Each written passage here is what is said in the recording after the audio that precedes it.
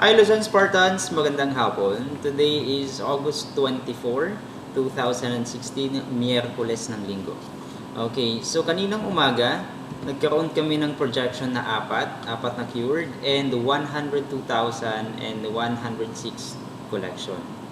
So, at the end of the day, ayan, naging maganda naman po ang result dahil nagkaroon kami ng actual na out of 5 keyword na projection, 9 po ang naging actual po namin. And sa collection, 196,855.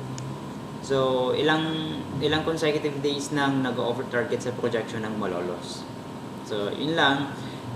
For this day, for this afternoon, mag-iwan lang po ako ng ito.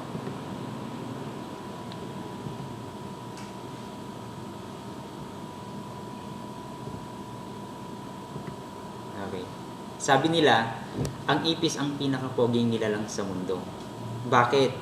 Kasi, pag lakad pa lang niya, tilian na. E pag dumapo pa sa'yo, no? Tudo kilig ka na, patalon-talon ka pa.